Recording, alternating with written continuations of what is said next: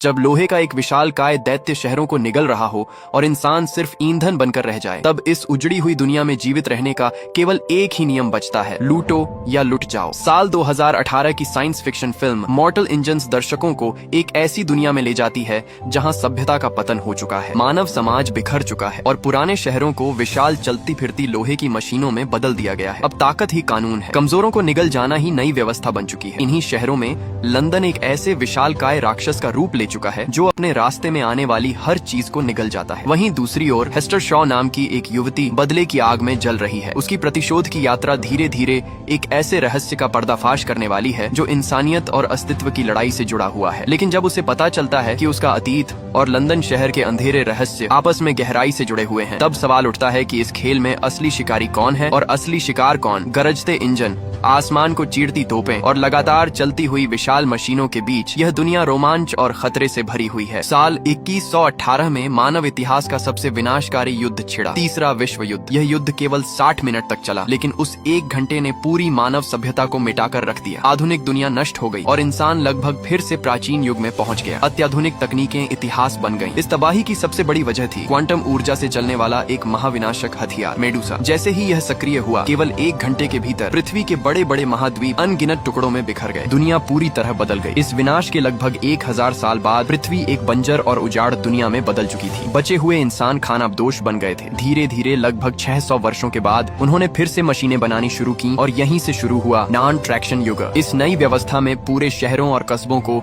विशाल पहियों और इंजनों पर खड़ा कर दिया गया। अब शहर स्थिर नहीं रहते थे, बल्कि संसाधनों की तलाश में एक जगह से दूसरी जगह घूमते रहते थे। लेकिन समस्या यह थी कि संसाधन सीमित थे, इसलिए बड़े शहरों को जीवित रहने के लिए छोटे शहरों का शिकार करना पड़ता था। विशाल चलायमान शहर लंदन रोज छोटे शहरों और कस्बों की तलाश करता था ताकि उन्हें निगल कर उनकी आबादी, ईंधन और संसाधन अपने अंदर समाहित कर सके। इसी प्रक्रिया से वह खुद को चलाता और लगातार बड़ा बनता जा रहा था। लंदन के शासक एक विचारधारा में विश्वास करते थे जिसे यूसिटी डार्विनिज्म कहा जाता था। उनके अनुसार ताकतवर का कमजोर को खा जाना प्रकृति का नियम था और यही व्यवस्था सही थी। कई वर्षों तक लगातार छोटे शहरों को निगलने के बाद लंदन दुनिया का सबसे शक्तिशाली शिकारी शहर बन चुका था। हालांकि सभी लोग इस व्यवस्था को नहीं मानते थे। कुछ स्वतंत्र शहर और किले भूमिगत छिपे हुए थे, जबकि कुछ बादलों के ऊपर बने हुए थे। इन सभी की अपनी अपनी जीवन शैली और नियम थे। इसी दौरान ट्रैक्शन शहरों के खिलाफ एक शक्तिशाली संगठन भी उभरकर सामने आया, जिसे एंटी ट्रैक्शन लीग कहा जाता था। इस संगठन का मानना था कि इंसानों को स्थिर भूमि पर बसकर खेती और अपने संसाधनों के सहारे जीवन बिताना चाहिए। इसलिए उन्होंने पहाड़ों के बीच सुरक्षित स्थानों की तलाश की और वहां बसना शुरू किया। समय के साथ ट्रैक्शन शहरों के बढ़ते प्रभाव के कारण ये लोग और गहरे पर्वतीय इलाकों में चले गए। उनका सबसे बड़ा और सफल ठिकाना पूर्वी एशिया के विशाल घास के मैदानों के पास स्थित पहाड़ी राष्ट्र था। यह राष्ट्र एंटी ट्रैक्शन लीग का सबसे शक्तिशाली सदस्य था। ऊंचे ऊंचे पर्वत इसे चारों ओर से सुरक्षा प्रदान करते थे, इसलिए कोई भी चलायमान शहर वहां तक नहीं पहुंच सकता था। अपने बचाव के लिए उन्होंने पहाड़ों के बीच 2000 मीटर ऊंची एक विशाल दीवार बना रखी थी। कई सदियों से यह दीवार अनगिनत हमलों को रोक चुकी थी। इसी वजह से यह राष्ट्र लंदन का सबसे बड़ा दुश्मन बन गया था। लेकिन इतनी दूर तक पहुंचने के लिए लंदन को लगातार ऊर्जा और संसाधनों की आवश्यकता थी और यह ऊर्जा उसे उन्हीं छोटे शहरों को निगल कर मिलती थी जो उसके रास्ते में आते थे। आज भी लंदन शिकार की तलाश में निकला हुआ था और उसका निशाना कुछ छोटे कस्बे थे। अचानक एक छोटे शहर के लाउडस्पीकर से चेतावनी प्रसारित हुई। लोगों को तुरंत सभी व्यापारिक गतिविधियां रोकने के लिए कहा गया। दूर क्षितिज पर उन्हें एक विशालकाय आकृति दिखाई दी जो तेजी से उनकी ओर बढ़ रही थी। लोग घबराकर अपने अपने घरों की ओर भागने लगे। ये एक अस्थायी बाजार था जहाँ कई छोटे चलायमान कस्बे एक साथ जुड़े हुए थे। चेतावनी मिलते ही सभी ने अपने स्टॉल समेटने शुरू कर दिए। कुछ ही पलों में वे एक दूसरे से अलग होने लगे। लोहे के विशाल जोड़ टूटे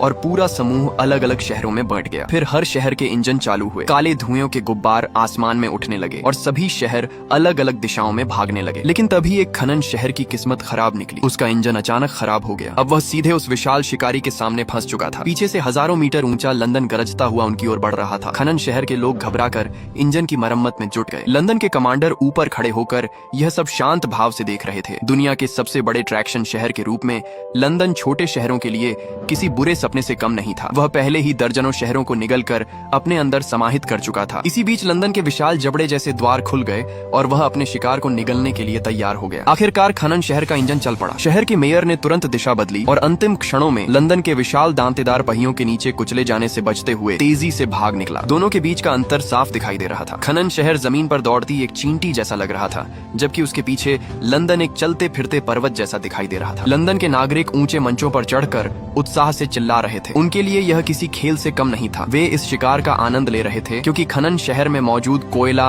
और इस्पात लंदन को लगभग एक सप्ताह तक ऊर्जा प्रदान कर सकता था। पीछा कर रहे कमांडर ने मेयर को बताया कि किसी भी कीमत पर इस शहर को पकड़ना होगा। आदेश मिलते ही लंदन के इंजनों की शक्ति और बढ़ा दी गई। दूसरी तरफ खनन शहर भी अपनी पूरी क्षमता से भाग रहा था। वह रास्ते में पड़े विशाल गड्ढों को पार करता हुआ आगे बढ़ रहा था। कई यांत्रिक हिस्से टूट कर गिर गए, लेकिन रुकना मौत को बुलाने जैसा था। फिर भी दोनों के बीच की दूरी लगातार कम होती जा रही थी। आखिरकार मेयर ने एक कठिन फैसला लिया। उसने आदेश दिया कि शहर में जमा किए गए 75 टन पत्थरों को बाहर फेंक दिया जाए। सालों की मेहनत से इकट्ठा किए गए संसाधन कुछ ही मिनटों में बर्बाद कर दिए गए, लेकिन इसका असर हुआ। शहर का वजन काफी कम हो गया और उसकी गति बढ़ गई। अब वह लंदन से कुछ दूरी बनाने में सफल हो गया। लोग खुशी से चिल्लाने लगे, मगर उनकी खुशी ज्यादा देर तक नहीं टिक सकी। लंदन अब भी उनका पीछा कर रहा था और किसी भी हालत में हार मानने को तैयार नहीं था। तभी मेयर की नजर सामने मौजूद एक संकरे पहाड़ी दर्रे पर पड़ी। वो इतना छोटा था कि शायद उनका शहर उसमें छिप सकता था। उम्मीद की एक किरण देखते ही मेयर ने तुरंत दिशा बदल दी और पूरे शहर को उस संकरे घाटी मार्ग की ओर मोड़ दिया। संकरी घाटी वास्तव में लंदन जैसे विशाल शहर के लिए पार करना लगभग असंभव रास्ता थी, लेकिन मेयर को यह अंदाजा नहीं था कि सामने पहियों से बना एक विशाल गड्ढा उनका रास्ता रोक कर खड़ा है। सौभाग्य से उन्होंने समय रहते उसे देख लिया और तुरंत दिशा बदल दी, जिससे पूरा शहर खाई में गिरने से बच गया। लेकिन इस खतरनाक मोड़ का भारी नुकसान हुआ। पहले से ही जर्जर हो चुका खनन शहर अब टूटने लगा। दीवारों के सहारे एक एक करके टूटने लगे। पानी की टंकी एक ओर झुक गई और कुछ पहिए तक अपनी जगह से निकलकर दूर जा गिरे। लंदन को यही मौका चाहिए था। तुरंत आदेश दिया गया और लंदन शहर से 4 विशाल हुक वाले केबल दागे गए। वे हवा को चीरते हुए सीधे खनन शहर तक पहुंचे। हर हुक इतनी सटीकता से लगा कि उसने दीवारों को भेदते हुए अपने लक्ष्य को जकड़ लिया। अब खनन शहर पूरी तरह फंस चुका था। वहाँ के लोगों के चेहरों पर निराशा छा गई। दूसरी ओर लंदन के ऊंचे वर्ग के लोग खुशी से चिल्लाने लगे। उनके लिए यह किसी मनोरंजन से कम नहीं था। कमजोर का शक्तिशाली द्वारा निगल लिया जाना उनके लिए सिर्फ एक खेल था। शिकार पकड़ लिया गया था। अब भोजन का समय था। लंदन ने फिर से अपना विशाल जबड़ा खोल दिया। खनन शहर ने जितनी कोशिश की वह बेकार साबित हुई। धीरे धीरे रस्सियों के सहारे उसे खींचकर अंदर ले जाया गया और वह पूरी तरह लंदन का हिस्सा बन गया। पश्चिमी ट्रैक्शन शहरों की दुनिया में ऐसा दृश्य लगभग हर दिन देखने को मिलता था। लंदन के अंदर पहुंचते ही घोषणा होने लगी। खनन शहर के सभी निवासियों को बाहर निकलने का आदेश दिया गया। उनसे उनकी सारी संपत्ति छीन ली गई और लंबी कतारों में खड़ा करके जांच की गई। इसके बाद उन्हें उनकी उपयोगिता के अनुसार बांट दिया गया। कुछ को मजदूर बनाया गया, जबकि बाकी को सबसे निचले स्तर के गुलामों की तरह जीवन बिताने के लिए भेज दिया गया। शहर द्वारा कब्जे में ली गई चीजों की छंटाई शुरू हुई। जो वस्तुएं उपयोगी थीं, उन्हें दोबारा इस्तेमाल के लिए रख लिया गया। कुछ ऐतिहासिक महत्व की वस्तुओं को संग्रहालय भेज दिया गया। बाकी बेकार सामान को सीधे भट्टियों में झोंक दिया गया ताकि वह ईंधन बनकर लंदन को चलाता रहे। इसी शहर में टॉम नाम का एक युवा इतिहासकार और पुरातत्व विशेषज्ञ रहता था। वह उन गिने चुने लोगों में था जो युद्ध और हिंसा से नफरत करते थे। टॉम ब्रिटिश म्यूजियम में काम करता था और पुराने युग की तकनीकों तथा मशीनों का अध्ययन करना उसे बेहद पसंद था। उस दिन संग्रहालय के निदेशक ने उसे एक विशेष काम सौंपा था। एक महत्वपूर्ण मेहमान कैथरीन की मेजबानी करना। कैथरीन पुराने युग के 60 मिनट वाले युद्ध के इतिहास पर शोध कर रही थी। टॉम उसे अपने कार्य क्षेत्र में ले गया और दोनों बातचीत करने लगे। जल्द ही उसे पता चला कि कैथरीन भी युद्ध और विनाश से उतनी ही नफरत करती है जितनी वह। टॉम ने उसे अपने निजी संग्रह में छिपाकर रखी हुई कई पुरानी तकनीकी वस्तुएं और हथियारों के हिस्से भी दिखाए। उसने बताया कि जब लंदन अगली बार दलदली इलाकों से गुजरेगा तो वह इन खतरनाक प्राचीन तकनीकों को चुपचाप जमीन में दफना देगा ताकि कोई उनका दुरुपयोग न कर सके। इसके बाद वह कैथरीन को अपने वास्तविक कार्यस्थल पर ले गया। हर बार जब लंदन किसी छोटे शहर को निकलता था, टॉम कब्जे में ली गई वस्तुओं की जांच करता था। जो चीजें ऐतिहासिक महत्व रखती थीं, उन्हें संग्रहालय में सुरक्षित रखता था ताकि वे गलती से ईंधन बनकर नष्ट न हो जाएं। इस बार भी उसे खोजबीन के दौरान एक पुराना टोस्टर मिल गया, जिसे देखकर वह खुश हो गया। लेकिन तभी एक अप्रत्याशित व्यक्ति वहां आ पहुंचा। यह था लंदन का प्रसिद्ध कमांडर थीडियस वैलेंटाइन। टॉम को तब पता चला कि कैथरीन दरअसल वैलेंटाइन की बेटी थी। हालांकि वैलेंटाइन को टोस्टर जैसे पुराने घरेलू उपकरणों में कोई रुचि नहीं थी। उसकी दिलचस्पी उन तकनीकी पुर्जों में थी जो प्राचीन क्वांटम हथियारों का हिस्सा रहे थे। ऐसे ही हथियारों ने हजारों साल पहले पृथ्वी को तबाह कर दिया था। इतिहास का जानकार होने के कारण टॉम जानता था कि ये तकनीकें कितनी खतरनाक हैं। इसलिए जब भी उसे ऐसे पुर्जे मिलते, वह उन्हें गुप्त रूप से छिपा देता और बाद में नष्ट कर देता था। लेकिन वैलेंटाइन को इस बात की कोई खबर नहीं थी। कुछ देर बाद वह नीचे जाकर नए पकड़े गए खनन शहर के लोगों को संबोधित करने लगा। उसका व्यवहार बेहद मित्रवत दिखाई देता था। वह खुद को जनता का हितैषी दिखाता था और लंदन के अधिकांश लोग उसे एक महान नायक मानते थे। लेकिन उसके भीतर एक खतरनाक महत्वाकांक्षा छिपी हुई थी। वह प्राचीन विनाशकारी हथियार मेडुसा को फिर से सक्रिय करना चाहता था ताकि पूरी दुनिया पर राज्य कर सके और अपने सभी दुश्मनों का अंत कर दे। वह जोशीला भाषण देकर नए गुलाम बनाए गए लोगों को प्रभावित करने की कोशिश कर रहा था। तभी भीड़ में खड़ी एक नकाबपोश लड़की धीरे धीरे उसकी ओर बढ़ने लगी। उसके हाथ में एक चमकता हुआ चाकू था। वैलेंटाइन ने उसे देखा और उसके चेहरे पर हैरानी छा गई। ऐसा लग रहा था मानो वह उस लड़की को पहचान गया हो। लड़की अचानक उस पर हमला करने के लिए झपटी, लेकिन ठीक उसी समय टॉम बीच में आ गया और उसने उसे रोक लिया। संघर्ष के दौरान जब टॉम ने उसका हथियार छीनने की कोशिश की तो अनजाने में उसका नकाब भी उतर गया। नकाब हटते ही एक युवा लड़की का चेहरा दिखाई दिया, जिसके गाल पर एक गहरा और भयानक निशान था। टॉम कुछ क्षणों के लिए स्तब्ध रह गया। उधर लड़की समझ चुकी थी कि बदला लेने का मौका हाथ से निकल रहा है। उसने तुरंत टॉम को धक्का देकर गिराया और भाग खड़ी हुई। कुछ ही पलों में सैनिक भी वहां पहुंच गए। हत्या का प्रयास विफल हो चुका था। लड़की जान बचाने के लिए भागती हुई कबाड़ और कचरे वाले क्षेत्र में पहुंच गई। टॉम भी सच्चाई जानने की चाह में उसके पीछे दौड़ पड़ा, लेकिन लड़की भागते भागते उस हिस्से में घुस गई जहां पकड़े गए खनन शहर को विशाल आरी और मशीनों से काटा जा रहा था। विशाल यांत्रिक ब्लेड धीरे धीरे पूरे शहर को टुकड़ों में बांट रहे थे। उन विशाल मशीनों के सामने दोनों इंसान बेहद छोटे दिखाई दे रहे थे। एक छोटी सी गलती का मतलब निश्चित मौत था। लड़की को अपने पुराने शहर की बनावट अच्छी तरह याद थी, इसलिए वह तेजी से रास्ते बदलती हुई आगे बढ़ती रही। वह घूमते गैरों और उड़ती चिंगारियों से बचती हुई परिचित गलियों में दौड़ रही थी, लेकिन टॉम उसका पीछा छोड़ने को तैयार नहीं था। उसे इलाके की जानकारी भले ही कम थी, लेकिन वह जानता था कि अगर उसने लड़की को नजर से ओझल होने दिया तो शायद खुद भी जीवित नहीं बच पाएगा। काफी मुश्किल से वह एक ऊंचे प्लेटफॉर्म से नीचे कूदा, लेकिन तभी उसके सामने एक विशाल घूमता हुआ गियर आ गया जो लोहे की इमारतों को बेरहमी से चबा रहा था। इसी बीच लड़की डिसमेंटलिंग क्षेत्र से बाहर निकल गई और पीछे मुड़कर भारी स्टील का दरवाजा बंद कर दिया। अब टॉम अंदर फंस चुका था। उसके सामने मौत खड़ी थी। घबराकर उसने पूरी ताकत लगाई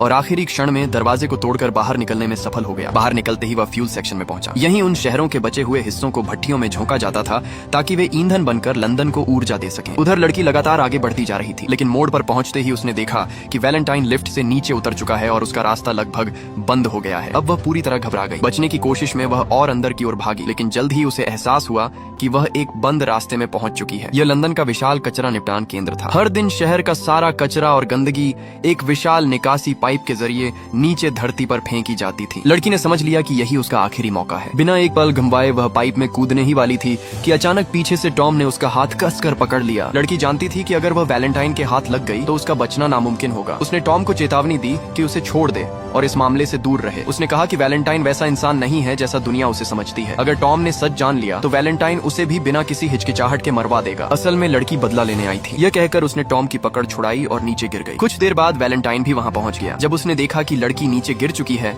तो उसके चेहरे पर राहत के भाव आ गए। वह वापस जाने ही वाला था कि टॉम ने अनजाने में लड़की की कही बात उसे बता दी। उसने क्या कहा था टॉम? टॉम ने जवाब दिया। उसका कहना था कि आपने उसकी माँ की हत्या की है। यह सुनते ही वैलेंटाइन के चेहरे का रंग बदल गया। क्या बेहुदा आरोप है? टॉम घबराकर माफी मांगने लगा, लेकिन वैलेंटाइन के चेहरे पर एक अजीब सी मुस्कान उभर आई। अचानक उसने टॉम के पीछे लगी रेलिंग पर जोरदार लात मारी। रेलिंग टूट गई और इससे पहले कि टॉम कुछ समझ पाता, वैलेंटाइन ने उसे धक्का देकर नीचे गिरा दिया। अब यह लगभग साफ हो चुका था कि लड़की सच बोल रही थी और वैलेंटाइन किसी बड़े अपराध को छिपा रहा था। कुछ समय बाद कैथरीन सैनिकों के साथ वहां पहुंची। वैलेंटाइन ने पूरी सहजता से अपनी बेटी से कहा कि टॉम और वह लड़की आपस में लड़ते हुए दुर्घटनावश नीचे गिर गए। लेकिन कैथरीन की नजर सामने खड़े टॉम के दोस्त बेविस पर पड़ी। उसके चेहरे से साफ लग रहा था कि उसने पूरी घटना अपनी आंखों से देखी थी। फिर भी वैलेंटाइन पूरी तरह निश्चिंत नहीं हुआ। उसने हवाई टोही विमानों को पूरे इलाके की तलाशी लेने का आदेश दिया ताकि यह सुनिश्चित किया जा सके कि टॉम और लड़की जीवित न बचे हों। सौभाग्य से लड़की काफी सतर्क थी। वह एक छिपे हुए कोने में दुबकी रही, इसीलिए टोही विमान उसे नहीं देख पाए। जब विमान दूर चले गए तभी वह बाहर निकली। इतना ही नहीं, उसने बेहोश पड़े टॉम को भी छिपा दिया ताकि वह भी खोजी दल की नजरों से बच सके। हालांकि जाते जाते उसने टॉम की जेब से पैसे और उसका चाकू निकाल लिया। कुछ देर बाद टॉम को होश आया। उसने देखा कि लड़की हाथ में चाकू लिए उसके सामने खड़ी है, लेकिन वह कुछ कहे बिना वहां से जाने लगी। टॉम पूरी तरह उलझन में था। लड़की ने कहा कि टॉम को उसके पीछे कूदना ही नहीं चाहिए था। तभी टॉम को अचानक याद आया कि वह खुद नहीं कूदा था, बल्कि वैलेंटाइन ने उसे धक्का दिया था। लेकिन इससे पहले कि वह कुछ पूछ पाता, लड़की अचानक गुस्से से भड़क उठी। उसने बताया कि वह कई महीनों तक खनन शहर में छिप कर रही थी। उसने बड़ी मुश्किल से अपने दुश्मन के करीब पहुंचने का मौका पाया था। सब कुछ उसकी योजना के अनुसार चल रहा था, लेकिन आखिरी समय पर टॉम ने आकर सब बर्बाद कर दिया। टॉम को यह सुनकर बहुत अजीब लगा। उसे दोनों के बीच की दुश्मनी के बारे में कुछ भी पता नहीं था। लड़की का मन तो कर रहा था कि वह सारा गुस्सा उसी पर निकाल दे, लेकिन अब हालात बदल चुके थे। वे दोनों खतरनाक उजाड़ भूमि में फंसे हुए थे, इसलिए उसने उसे छोड़ दिया और अकेले आगे बढ़ गई। दूसरी ओर टॉम ने कभी लंदन शहर के बाहर कदम तक नहीं रखा था। उसे धरती पर जीवित रहने का कोई अनुभव नहीं था। मजबूर होकर वह लड़की के पीछे पीछे चलने लगा और उससे दोस्ती करने की कोशिश करने लगा, लेकिन लड़की उसकी किसी बात का जवाब नहीं देती थी। वह विशाल पहियों द्वारा बनाई गई गहरी खाइयों के किनारे किनारे आगे बढ़ती रही। उसका नाम हेस्टर शॉ था। बचपन से ही अनाथ रहने के कारण उसने कठिन परिस्थितियों में जीना सीखा था। उसे अच्छी तरह पता था कि रात के समय उजाड़ भूमि कितनी खतरनाक हो जाती है। उसने टॉम को समझाया कि वे आग नहीं जला सकते, क्योंकि आसपास घूमने वाले लुटेरे और गुलाम शिकारी उन्हें देख लेंगे, इसलिए उन्हें आसपास उपलब्ध साधनों से ही पानी और भोजन का इंतजाम करना होगा। टॉम यह सब सुनकर घिन से भर गया। हेस्टर ने उसे पानी जुटाने का एक तरीका बताया, लेकिन टॉम जैसा आरामदायक जिंदगी जीने वाला इंसान ऐसी चीजों का आदी नहीं था। उसी दौरान हेस्टर ने अपनी जेब से एक पुराना ब्रेड का टुकड़ा निकाला और खाने लगी। टॉम उसे लालच भरी नजरों से देखने लगा। यह देखकर हेस्टर ने बचा हुआ हिस्सा उसकी ओर फेंक दिया। टॉम ने पैकेट देखा तो उसकी आंखें फटी रह गईं। ब्रेड की एक्सपायरी तारीख लगभग 1600 साल पुरानी थी। वह पूरी तरह हैरान रह गया, लेकिन हेस्टर ने हंसते हुए कहा कि इससे कोई नहीं मरता। उसने मजाक में कहा कि पुराने जमाने के लोग अपने खाने में इतने प्रिजर्वेटिव मिलाते थे कि हजारों साल बाद भी वह खराब नहीं होता। आखिरकार भूख से मजबूर होकर टॉम ने ब्रेड का एक टुकड़ा खाया और हैरानी से महसूस किया कि वह अभी भी खाने लायक थी। रात गहराने लगी। अचानक हेस्टर एक बुरे सपने से जाग गई। उसी समय उसे टॉम की जोर जोर से चिल्लाने की आवाज सुनाई दी। टॉम ने दूर एक चलता फिरता व्यापारिक शहर देखा था और मदद की उम्मीद में आवाजें लगा रहा था, लेकिन उसे यह नहीं पता था कि रात में घूमने वाले अधिकांश शहर व्यापारी नहीं बल्कि इंसानों का शिकार करने वाले गिरोह होते हैं। ये लोग अकेले यात्रियों को पकड़कर गुलाम बना लेते थे और बाद में उन्हें बाजारों में बेच देते थे। हेस्टर ने खतरा भांप लिया। दोनों तुरंत एक खाई में छिप गए और अंधेरे का फायदा उठाकर बच निकलने की कोशिश करने लगे, लेकिन ऊपर चढ़ते समय टॉम का पैर फिसल गया और वह नीचे गिर पड़ा। उसे बचाने के प्रयास में हेस्टर के पैर में एक भाला आकर लगा और उसकी टांग घायल हो गई। भीषण दर्द के बावजूद उसने टॉम से भागने के लिए कहा, लेकिन जैसे ही टॉम पीछे मुड़ा, हेस्टर गायब हो चुकी थी। अब वह अकेला था। उसके सामने विशाल पहियों वाला एक शिकारी वाहन तेजी से बढ़ रहा था। डर के मारे वह पीछे हटने लगा। तभी उसके पैरों के नीचे की जमीन खिसक गई। अचानक नीचे से एक बुजुर्ग दंपत्ति ने उसे पकड़ लिया और सुरक्षित अंदर खींच लिया। उन्होंने तुरंत एक पेरिस्कोप जैसी दूरबीन निकाली और आसपास का निरीक्षण करने लगे। जब उन्हें यकीन हो गया कि शिकारी दूर जा चुके हैं, तब उन्होंने अपने वाहन का इंजन चालू किया। यह एक अजीब सा चलायमान सरायनुमा वाहन था जो किसी विशाल कनखजूरा या सेंटीपीड जैसा दिखाई देता था। वृद्ध दंपत्ति ने उनका गर्मजोशी से स्वागत किया। उन्होंने वादा किया कि वे टॉम और हेस्टर को नजदीकी व्यापारिक शहर तक पहुंचा देंगे। उन्होंने दोनों को आराम करने के लिए एक कमरा भी दिया। हालांकि वह कमरा किसी आरामदायक कमरे से ज्यादा जेल की कोठरी जैसा दिखाई देता था। उधर लंदन में कैथरीन ने टॉम के दोस्त बेविस को ढूंढ निकाला। उसने उससे पूछा कि उसने उस दिन क्या देखा था। बेविस ने सारी सच्चाई बता दी। सच्चाई सुनकर कैथरीन के पैरों तले जमीन खिसक गई। बेविस ने आगे बताया कि उसका पिता वैलेंटाइन लंबे समय से सभी लोगों से झूठ बोल रहा है। वह कुछ बहुत बड़ा छिपा रहा है। उसने यह भी बताया कि चर्च के अंदर गुप्त रूप से कोई रहस्यमय निर्माण कार्य चल रहा है। कई बार उसने अंदर जाने की कोशिश की थी, लेकिन वहाँ इतनी कड़ी सुरक्षा थी कि वह कभी सफल नहीं हो पाया। कैथरीन ने कहा कि शायद वह किसी तरीके से अंदर जाने में उसकी मदद कर सकती है। इसी बीच लंदन के संसाधन तेजी से खत्म होते जा रहे थे और मेयर बेहद चिंतित था। वैलेंटाइन दावा कर रहा था कि वह शहर के लिए एक नई ऊर्जा परियोजना पर काम कर रहा है जो लंदन की सभी समस्याएं हल कर देगी, लेकिन हकीकत इससे कहीं ज्यादा भयावह थी। वह दुनिया को तबाह कर देने वाले उसी प्राचीन क्वांटम हथियार मेडुसा को फिर से सक्रिय करने की कोशिश कर रहा था और अब उसका प्रोजेक्ट लगभग अंतिम चरण में पहुंच चुका था। बस उसे पर्याप्त मात्रा में प्राचीन तकनीकी पुर्जों की जरूरत थी। अगर वैलेंटाइन को पर्याप्त मात्रा में प्राचीन तकनीकी पुर्जे मिल जाते तो वह आखिरकार मेडुसा नामक उस महाविनाशकारी हथियार को पूरी तरह मरम्मत करके फिर से सक्रिय कर सकता था। उसकी योजना बेहद खतरनाक थी। मेडुसा के तैयार होते ही वह विशाल ढाल दीवार के पीछे बसे पर्वतीय राष्ट्र पर हमला करने वाला था। उस राष्ट्र के संसाधनों पर कब्जा करके वह लंदन शहर को और अधिक शक्तिशाली बनाना चाहता था। इसके बाद उसका अंतिम लक्ष्य पूरी दुनिया पर प्रभुत्व स्थापित करना था। कई साल पहले हेस्टर की मां के पास एक बेहद महत्वपूर्ण वस्तु थी। वैलेंटाइन ने उसी वस्तु को छीनने के लिए उसकी हत्या की थी। वह वस्तु दरअसल मेडुसा हथियार को नियंत्रित करने वाला मुख्य नियंत्रण यंत्र था। अब वर्षों बाद वैलेंटाइन अपने लक्ष्य के बिल्कुल करीब पहुंच चुका था। उसकी योजना लगभग पूरी हो चुकी थी और सफलता उससे बस एक कदम दूर थी, लेकिन उसके रास्ते में अभी भी एक बड़ी बाधा मौजूद थी, हेस्टर शॉ। वैलेंटाइन अच्छी तरह जानता था कि हेस्टर और टॉम इतनी आसानी से मरने वाले नहीं हैं। अगर वे जीवित रहे तो कभी भी उसकी सच्चाई दुनिया के सामने ला सकते थे। समस्या यह थी कि उसे समझ नहीं आ रहा था कि उन दोनों को खत्म करने के लिए किसे भेजा जाए। तभी उसके मुख्य वैज्ञानिक को शार्कमूर जेल से एक महत्वपूर्ण संदेश प्राप्त हुआ। उस संदेश में एक बेहद खतरनाक व्यक्ति का जिक्र था। वह एक स्टॉकर या श्राइकर नाम का शिकारी था जिसके शरीर का अधिकांश हिस्सा मशीनों से बदल दिया गया था। वह आधा इंसान और आधा मशीन बन चुका एक निर्मम इनामी हत्यारा था। वैलेंटाइन को यह विचार पसंद नहीं आया। उसका मानना था कि ऐसे यांत्रिक राक्षसों को नियंत्रित करना लगभग असंभव होता है। वे किसी के वफादार नहीं होते और कभी भी अपने मालिक के खिलाफ जा सकते हैं। लेकिन वैज्ञानिक ने उसे समझाया कि इस मामले में स्थिति अलग है। जेल के रिकॉर्ड के अनुसार पकड़े जाने से पहले वह यांत्रिक शिकारी भी हेस्टर शॉ का पीछा कर रहा था। इसका मतलब था कि उसका लक्ष्य भी वही था जो वैलेंटाइन का था। दोनों हेस्टर को ढूंढना चाहते थे। ये सुनते ही वैलेंटाइन की रुचि बढ़ गई। अगर वह उस यांत्रिक हत्यारे को अपने पक्ष में कर लेता तो हेस्टर और टॉम को ढूंढना और खत्म करना कहीं आसान हो जाता। अपने सभी संभावित खतरों को जड़ से मिटाने के लिए वैलेंटाइन ने तुरंत फैसला लिया। वह स्वयं हजारों मील दूर स्थित समुद्र के बीच बने उस कुख्यात कारागार की ओर रवाना हुआ जहां वह यांत्रिक शिकारी कैद था। उसका उद्देश्य साफ था, उस मशीन जैसे निर्दयी हत्यारे को अपने साथ मिलाना और हेस्टर शॉ को हमेशा के लिए रास्ते से हटाने के लिए उससे सौदा करना। समुद्र के बीचों बीच स्थित एक साधारण सी दिखने वाली जेल के भीतर एक बेहद खास कैद खाना मौजूद था। यह कोई आम जेल नहीं थी। यहाँ एक विशेष कैदी को बंद रखा गया था जिसके लिए अत्यंत मजबूत मिश्र धातु से बना एक विशाल धातु पिंजरा तैयार किया गया था। उस पिंजरे के अंदर कैद था शिकारी शहरों के युग का सबसे खतरनाक और निर्दयी यांत्रिक राक्षस। उसकी मौजूदगी इतनी भयावह थी कि मोटी इस्पाती दीवारों के पार भी उसका आतंक महसूस किया जा सकता था। कहा जाता था कि वह दुनिया के विनाश से पहले बनाया गया एक संशोधित मानव था। उसका शरीर लगभग पूरी तरह मशीनों में बदल चुका था और उसके पास लगभग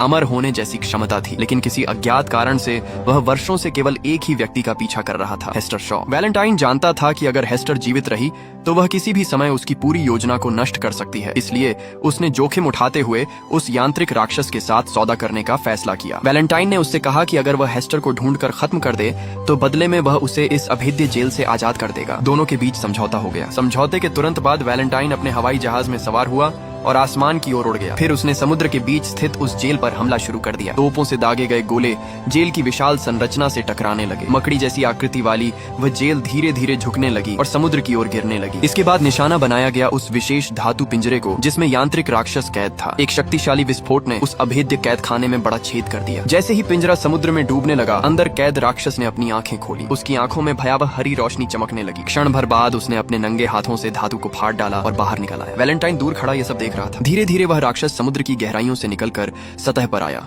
सदियों की कैद के बाद मिली आजादी ने उसके भीतर दबे हुए क्रोध को जगा दिया। उसने आसमान की ओर देखकर एक भयानक गर्जना की। उसके मन में केवल एक ही लक्ष्य था, हेस्टर शॉ को ढूंढना। उधर हेस्टर और टॉम उस बुजुर्ग दंपत्ति द्वारा बचाए जाने के बाद पहली बार चैन से बैठे थे। टॉम ने अपनी पिछली गलतियों के लिए हेस्टर से माफी मांगी। तब जाकर हेस्टर ने उसे अपने अतीत की पूरी कहानी बताई। उसने बताया कि उसकी माँ एक प्रतिभाशाली पुरातत्वविद थी। जब तक हेस्टर 8 साल की थी, वह अपनी माँ के साथ एक शांत और खुशहाल जीवन जी रही थी। उसकी माँ दुनिया भर में घूमकर प्राचीन सभ्यता की तकनीकों और अवशेषों की खोज करती थी। उन दिनों वैलेंटाइन भी अक्सर उनसे मिलने आया करता था। वह उनकी खोजी हुई प्राचीन तकनीकों में बहुत रुचि लेता था। शुरुआत में सब कुछ अच्छा चल रहा था, लेकिन एक दिन सब बदल गया। हेस्टर की माँ को अमेरिका के खंडहरों में एक रहस्यमयी धातु का बक्सा मिला। उसी बक्से को लेकर उनके और वैलेंटाइन के बीच विवाद शुरू हो गया। वैलेंटाइन उस वस्तु को हर कीमत पर हासिल करना चाहता था। आखिरकार उसने अपना असली चेहरा दिखा दिया। जब हालात बेहद गंभीर हो गए तो हेस्टर की माँ ने एक आंख के आकार वाला चाबी जैसा लॉकेट अपनी बेटी को दे दिया और कहा कि चाहे कुछ भी हो जाए, इसे हमेशा अपने पास रखना। इसके तुरंत बाद वैलेंटाइन ने बेरहमी से उसकी हत्या कर दी। छोटी हेस्टर ने अपनी माँ को मरते देखा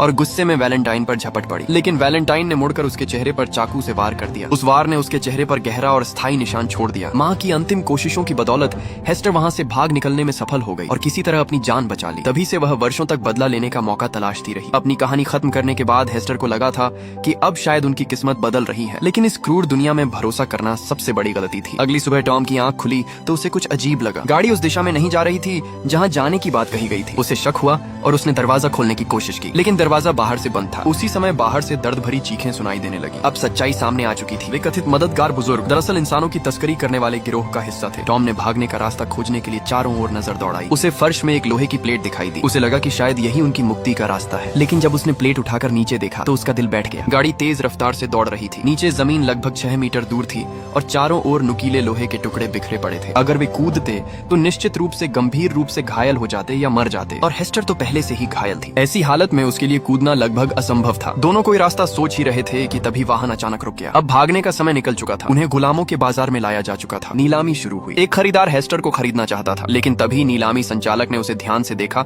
और तुरंत पहचान लिया। वह कोई साधारण लड़की नहीं थी। वह लंदन द्वारा भारी इनाम के साथ वांछित घोषित की गई व्यक्ति थी। ये समझते ही उसने कीमत कई गुना बढ़ा दी और धमकी दी कि अगर पैसे नहीं मिले तो वह उसे पकड़कर सीधे लंदन भेज देगा। तभी अचानक एक छोटे बालों वाली रहस्यमयी महिला सामने आई। उसने बिना कोई चेतावनी दिए अपनी बंदूक निकाली और नीलामी संचालक को गोली मार दी। एक ही पल में पूरा बाजार अफरा तफरी में बदल गया। लोग इधर उधर भागने लगे। वह महिला जबरदस्त निशानेबाज थी। जो भी उसके सामने आया वह उसकी गोलियों का शिकार बन गया। लड़ते हुए वह लगातार हेस्टर और टॉम को भागने के लिए कहती रही। हेस्टर को समझ आ गया कि यह महिला खास तौर पर उसे बचाने आई है। उसने तुरंत एक पिस्तौल उठाई और टॉम की हथकड़ियां तोड़ दी। फिर दोनों वहां से भाग निकले। गुलाम बाजार की पूरी व्यवस्था टूट चुकी थी। आसपास मौजूद लुटेरे और कबाड़ी भी मुसीबत से बचने के लिए अपने अपने चलायमान शहर लेकर भागने लगे। हेस्टर और टॉम विशाल पहियों और मशीनों के बीच से रास्ता बनाते हुए दौड़ रहे थे। एक छोटी सी गलती उन्हें उन पहियों के नीचे कुचल सकती थी, लेकिन तभी उनके पीछे से एक डरावनी गर्जना सुनाई दी। यांत्रिक राक्षस उनका पीछा करते हुए वहां पहुंच चुका था। जैसे ही हेस्टर ने उसे देखा, उसके चेहरे पर पहली बार असली डर दिखाई दिया। उस बाजार के सभी तस्कर और अपराधी भी उसके सामने कुछ नहीं थे। वास्तविक खतरा वही यांत्रिक शिकारी था। ऐसा लग रहा था कि हेस्टर और उस राक्षस के बीच अतीत में कोई गहरा संबंध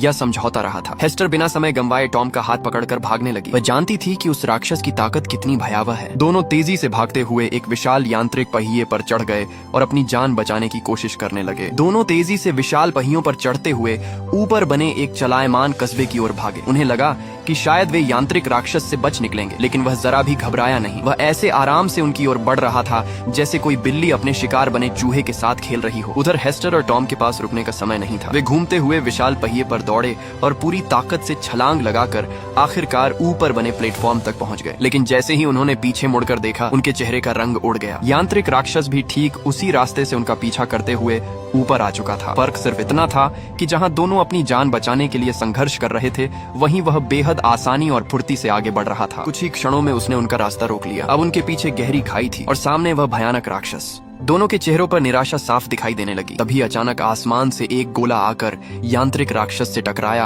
और उसे दूर उछाल दिया। इसके साथ ही एक लाल रंग का हवाई जहाज उनके ऊपर आकर मंडराने लगा। ये वही छोटे बालों वाली महिला थी जो समय रहते उनकी मदद के लिए पहुंच गई थी। टॉम ने तुरंत घायल हेस्टर को सहारा दिया और उसे पहले हवाई जहाज पर चढ़ाया। लेकिन जैसे ही उनका लक्ष्य पूरा हुआ, वह महिला टॉम को पीछे छोड़कर उड़ान भरने लगी। आखिरी क्षण में हेस्टर ने उसकी बात अनसुनी कर दी। महिला ने उसे चेतावनी दी थी कि टॉम को छोड़ दो, लेकिन हेस्टर ऐसा नहीं कर सकी। उसने तुरंत एक रस्सी नीचे फेंक दी। टॉम ने छलांग लगाकर उस रस्सी को पकड़ लिया और ऊपर चढ़ने की कोशिश करने लगा, लेकिन तभी एक भयानक झटका लगा। हवाई जहाज उड़ने ही वाला था कि यांत्रिक राक्षस ने आगे बढ़कर रस्सी पर पैर रख दिया। फिर उसने अपने दोनों पैर जमीन में जमा लिए और पूरी ताकत से रस्सी खींचने लगा। उसकी शक्ति इतनी भयावह थी कि पूरा हवाई जहाज नीचे की ओर खींचने लगा। लग रहा था कि किसी भी पल विमान नियंत्रण खो देगा। स्थिति को गंभीर होते देख छोटे बालों वाली महिला ने एक चाकू निकालकर हेस्टर की ओर फेंका। उसने चिल्लाकर कहा कि रस्सी काट दो और टॉम को छोड़ दो। कुछ पल के लिए हेस्टर दुविधा में पड़ गई। अगर वह रस्सी नहीं काटती तो सभी मारे जा सकते थे, लेकिन अगर रस्सी काट देती तो टॉम की मौत तय थी। आखिरकार उसने अपने दिल की सुनी। उसने रस्सी काटने के बजाय चाकू टॉम की ओर फेंक दिया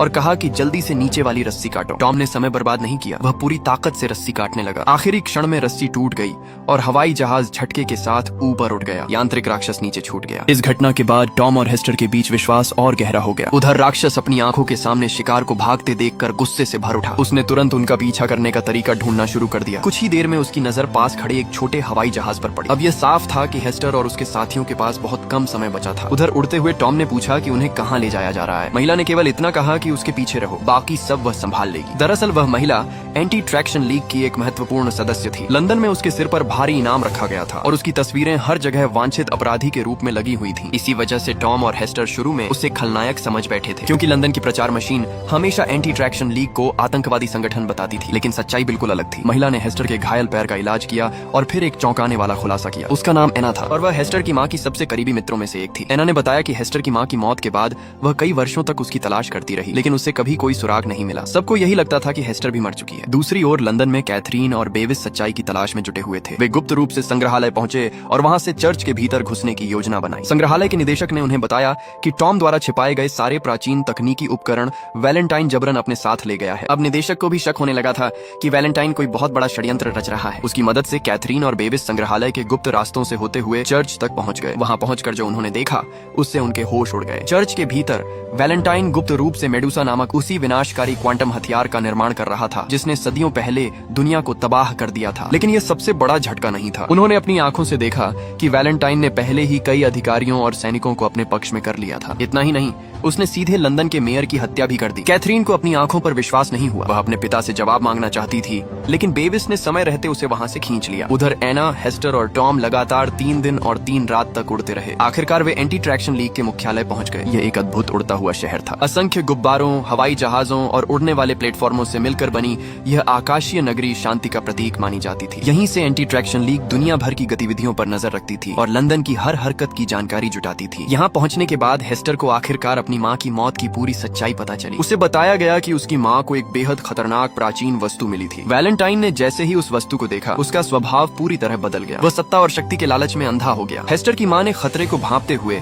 एंटी ट्रैक्शन लीग से संपर्क किया था ताकि उस वस्तु को नष्ट किया जा सके, लेकिन उससे पहले ही वैलेंटाइन ने उसकी हत्या कर दी और वह वस्तु अपने कब्जे में ले ली। मरने से पहले हेस्टर की माँ ने एना से कहा था कि अगर उसके साथ कुछ भी हो जाए तो हेस्टर को हर हाल में ढूंढना, क्योंकि केवल वही वैलेंटाइन को रोक सकती है। एना ने हेस्टर से पूछा कि उसे याद है वैलेंटाइन उसकी माँ से क्या लेकर गया था, लेकिन उस समय हेस्टर बहुत छोटी थी। उसे बस इतना याद था कि वह कोई प्राचीन तकनीकी वस्तु थी। तभी वहाँ मौजूद एक दाढ़ी वाले सदस्य ने बताया कि 6 महीने पहले उन्हें सूचना मिली थी कि वैलेंटाइन बड़ी मात्रा में प्राचीन ऊर्जा सेल और तकनीकी पुर्जे खरीद रहा है। ये सुनते ही टॉम का चेहरा बदल गया। उसे अचानक सब समझ में आ गया। उसने तुरंत कागज पर एक विशेष चिन्ह बनाया। जैसे ही हेस्टर ने वह चिन्ह देखा, उसने उसे पहचान लिया। अब पहेली के सारे टुकड़े जुड़ चुके थे। टॉम ने समझ लिया कि वैलेंटाइन ने हेस्टर की माँ से जो चीज छीनी थी वह कोई साधारण वस्तु नहीं बल्कि एक कंप्यूटर कोर था। यही कोर मेडुसा जैसे क्वांटम हथियार को नियंत्रित करने के लिए आवश्यक था। अब यह स्पष्ट हो चुका था कि वैलेंटाइन वर्षों से गुप्त रूप से मेडुसा का पुनर्निर्माण कर रहा था। इसी कारण उसने हेस्टर की माँ की हत्या की थी और बाद में हेस्टर तथा टॉम को भी मरवाने की कोशिश की। अब सबको वैलेंटाइन के अगले कदम का अंदाजा हो गया। उसका लक्ष्य निश्चित रूप से पूर्व का पर्वतीय राष्ट्र था जो हमेशा से शांति और स्वतंत्रता का समर्थक रहा था। तभी एक और बुरी खबर आई। लंदन शहर ने अचानक अपनी दिशा बदल ली थी। अब वह सीधे पूर्व की ओर बढ़ रहा था, सीधे पर्वतीय राष्ट्र की तरफ। सबसे चिंताजनक बात यह थी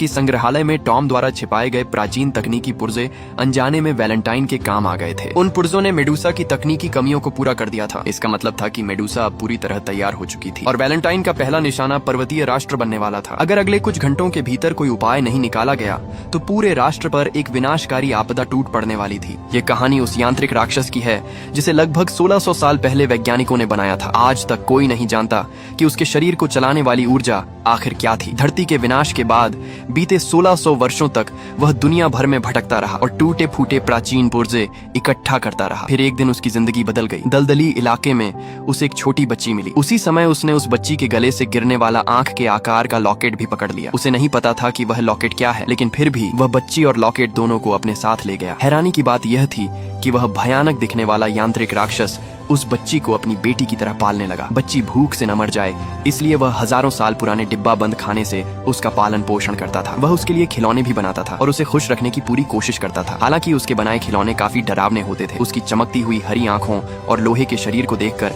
बच्ची अक्सर घबरा जाती थी। समय बीतता गया। राक्षस पुराने पुर्जे जुटाता रहा और बच्ची धीरे धीरे उसे अपनी दुनिया का इकलौता परिवार मानने लगी। एक दिन उसे कबाड़ में एक पुरानी तस्वीर मिली। उस तस्वीर में एक लाल टोपी पहने छोटा बच्चा और एक आदमी दिखाई दे रहे थे। इसके बाद उसने देखा कि यांत्रिक राक्षस ने एक लाल टोपी वाला गुड्डा बनाया है। तभी उसे एहसास हुआ कि यह राक्षस हमेशा से मशीन नहीं था, कभी वह भी एक इंसान था। उसकी मृत्यु के बाद उसे मशीनों से जोड़कर एक घातक हत्यारे में बदल दिया गया था। उससे उसकी भावनाएं छीन ली गई थीं। लेकिन जब उसने उस बच्ची को अपनाया तो धीरे धीरे उसके भीतर इंसानियत फिर जागने लगी। उसके पास दिल नहीं था, लेकिन उसके भीतर एक दयालु आत्मा अब भी मौजूद थी। अपनी असली बेटी की यादें उसके दिमाग में कहीं न कहीं अभी भी जीवित थीं। कभी वह एक प्यार करने वाला पिता था और उसी भावना के कारण उसने उस अनाथ बच्ची को अपनी संतान की तरह पालना शुरू कर दिया। वह बच्ची कोई और नहीं बल्कि हेस्टर थी। देखते ही देखते 10 साल गुजर गए। यांत्रिक पिता ने अपनी अनोखी ममता के साथ हेस्टर को बड़ा किया, लेकिन उसने हमेशा महसूस किया कि हेस्टर के दिल में गहरा दुख छिपा हुआ है। वह अपनी माँ की मौत की यादों से बाहर नहीं निकल पा रही थी। उसे हर समय उदास देखकर यांत्रिक पिता ने फैसला किया कि वह हेस्टर के सारे दुख हमेशा के लिए खत्म कर देगा। काफी सोच विचार के बाद उसे एक समाधान सूझा। उसने वर्षों से जमा किए गए पुर्जों से हेस्टर के लिए एक नया यांत्रिक शरीर बनाना शुरू किया। उसकी योजना थी कि हेस्टर को भी अपने जैसा अमर यांत्रिक प्राणी बना दिया जाए। तब वह कभी नहीं मरेगी और हमेशा उसके साथ रहेगी। लेकिन इस प्रक्रिया के लिए पहले हेस्टर के मानव शरीर का अंत करना पड़ता। उसके बाद उसकी चेतना को मशीन में स्थानांतरित किया जाता। रूपांतरण के बाद उसका मांस और हड्डियां इस्पात से बदल जाती, नसों की जगह तार ले लेते और वह अत्यंत शक्तिशाली बन जाती। साथ ही उसके सारे दर्दनाक अनुभव और दुख भरी यादें मिट जाती। वह बिना किसी पीड़ा के शांत जीवन जी सकती थी। उस समय हेस्टर लगभग इस बदलाव को स्वीकार करने के लिए तैयार हो चुकी थी। वह अपने अतीत को पीछे छोड़ना चाहती थी, लेकिन तभी उसे पता चला कि उसकी माँ का हत्यारा वैलेंटाइन लंदन शहर में मौजूद है और पूरे यूरोप पर कब्जा करने की राह पर निकल चुका है। ये खबर सुनते ही सब कुछ बदल गया। हेस्टर ने बदला लेने का फैसला कर लिया। उसने यांत्रिक पिता से किया हुआ वादा तोड़ दिया